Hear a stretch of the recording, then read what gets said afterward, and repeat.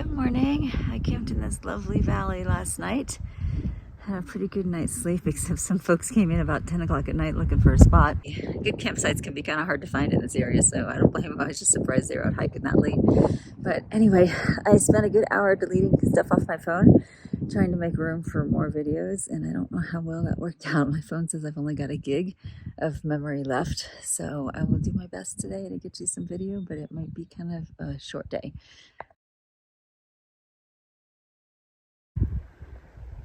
This all looks kind of post-apocalyptic, doesn't it? I can't believe how much rock there is in this part of Colorado.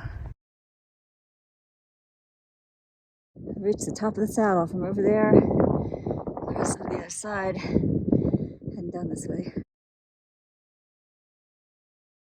Just made it to the top of a pretty intense climb that's on the other side of me, and I turned around to take a picture, and all I got was pretty much this. Even from the top. This trail's kind of funny because every time you think you're near the top, there's another gift waiting for you.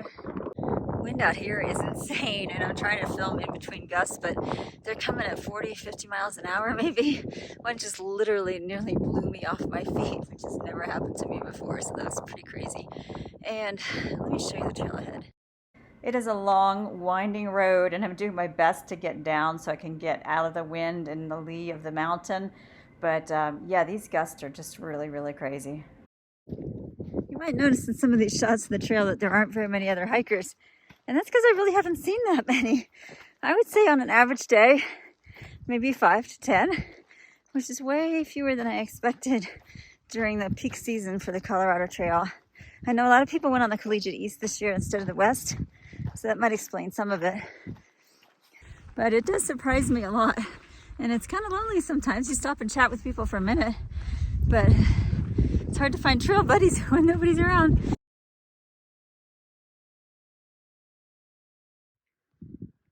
Here we go again. July 25th.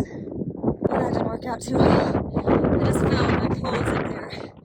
So I'm gonna try to get across with my backpack and see if I can retrieve it. That's my pole back there. This is me. I'm kind of shaken up, so I think I'm going to sit for a few minutes and maybe I'll get lucky and another hiker will come along. I don't really want to leave my pole right there, but I'm awfully anxious about crawling back out to get it, unless I should fall again. Surprisingly, I didn't lose any other piece of gear. I kept the other pole and everything in my backpack stayed put, so I'm fortunate that way. But yeah, I'm kind of lucky I didn't slide further. I was on the higher level of footsteps because I didn't want to have to climb up the rocks, and these lower ones actually looked more used. I was really stomping my feet in, but somehow...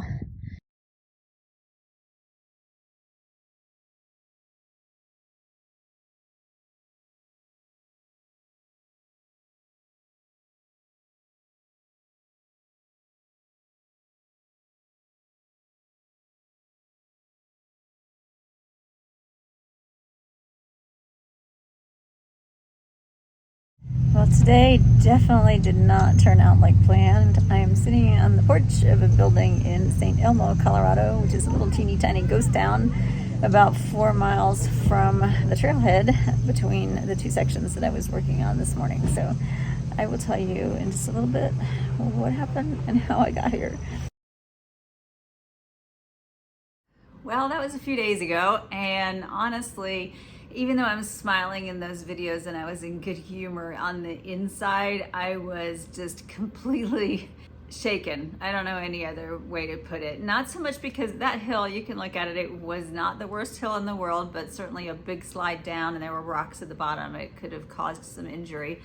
However, all I could think about was the climb that I did up 𝐒𝐮𝐬𝐫𝐿 Pass by myself, climbing that really steep cornice to the top, and the death-defying climb that I had done outside of Cottonwood Pass, where I went up the snow and then had to scramble up the dirt and the, I guess you call it, loam and rocks, because I couldn't find the trail, and that really shook me. I was scared by both of those events, And not just so much by doing them, but by the fact that I was doing them alone and they were dangerous. And if anything had happened to me, I didn't know when the next hiker would come along. I sat there on that mountain after I fell. I got my pack, moved off to the side. I got back on the trail. I tried multiple times to get my trekking pole, and I just could not bring myself to walk out onto the snow again. And I thought, if this happens, I'm gonna encounter more snow patches.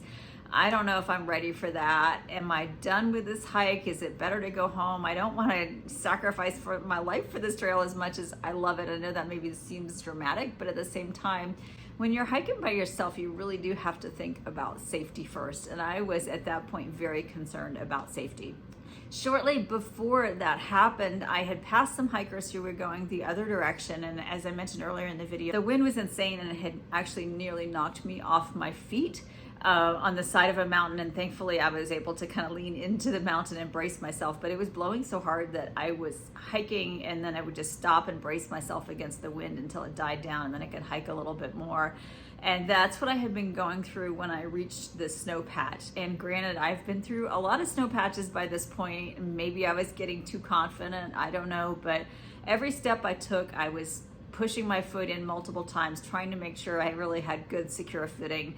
I was 3/4 of the way across when all of a sudden I thought I had a good grip and I lost it and went sliding down the mountain. It was just really scary because I thought, what happens if I got hurt? And what happens, say, if I lost my Garmin? I mean, when people fall, lots of times things go flying, they lose their pack, all kinds of things happen. And I could have been laying there for quite a while waiting for someone to come along. I sat for about 45 minutes hoping another hiker would come along and help me to retrieve my pole, because I didn't want to leave it out there in the middle of that snow patch. But at the same time, I didn't have it in me to go get it. So I sat there for a long time and nobody came along, and it was getting really cold with the wind, and I put on more clothes, and I finally just said, I just need to hike on. It's only like 2.7 miles to the trailhead, so I'm gonna go on down to the trailhead. And I had messaged Andy through my Garmin, and at first I told him, I don't know what I'm gonna do, I'll let you know when I get to the trailhead. But as I started hiking and thinking about it, I was like, I'm done. I'm not gonna sacrifice my safety for the beauty of this trail. So I messaged him again and I said, you know what, I'm done. I'm gonna get to the trailhead. I'm gonna figure out how to get to town and get off the trail. A little while later, Andy messaged me back and said that he was gonna be able to get off work, and it was about a 4.5-hour drive to come pick me up. He had figured out a way to get to the trailhead, but it turns out it wasn't right. And so I was very fortunate that although I did not see another hiker from the time that I fell all the way to the time I got to the trailhead, I did run into a trail maintainer about 0.2 from the trailhead.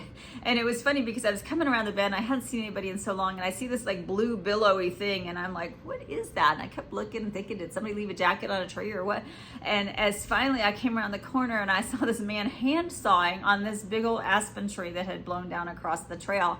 And in the Forest Service areas in the National Forest, they can't use power tools, so he's there cutting by himself, trying to cut through this tree. And he stopped and talked, and I chatted with him about what my plans were, and he said, well, you know what, your boyfriend's not going to be able to get to you on the trail that way. He was extremely helpful. I swear, I think he was just planted there to help me with the questions that I had, because he says, number one, Andy can't get through that way to reach you. Number two, the road that you're about to cross, even though it's a Forest Service road, it is ATV only. Unless you have a really high clearance vehicle, a big truck or something, or an ATV, you're not gonna be able to get there.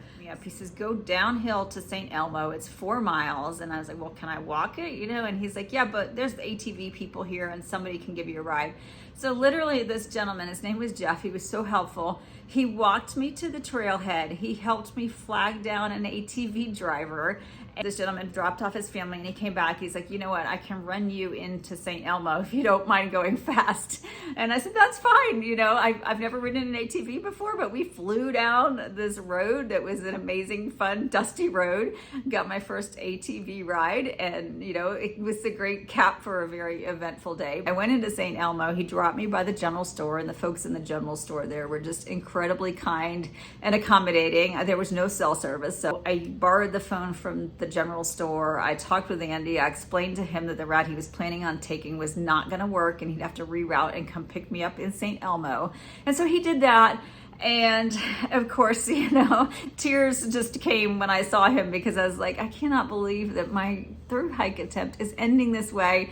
And not only this way, but one day after I had passed Cottonwood Pass, where I got off last year. And I just couldn't process it. I'm like, this is just, it's unreal. I think I'm doing the right thing, but I'm not sure. So I got home and I spent a couple of days just processing everything, regrouping, thinking about it, checking with my family, all of those kinds of things. And then I heard from a friend who was taking the Collegiate East, and she's going to be a little bit ahead of me. And she's like, you know what, you can come out, you can join me if you want. Because I felt like if I had a hiking buddy, not to hike with side by side all day, but at least somebody on the trail that I knew, where we were sort of looking out for each other, had each other's back, that I would feel a lot safer than hiking on my own, as I've been doing for basically the past 200 and some miles. Then I decided, yeah, I think I want to get back on the trail. I'm gonna try to finish in Durango. That is my goal. So I'm packing up now, checking my gear. Had to replace the trekking pole that I lost. Had some other gear failures the past week or so. I'm stocking up my food today, loading up my food bag. And then tomorrow I'm gonna take a bus down to 𝐭 and get back on the trail and hike for another, hopefully close to 3 weeks, which I hope will get me to Durango. It's been a lot of up and down on this hike, but I'm still committed to trying to get it done. Yeah, let's get this done.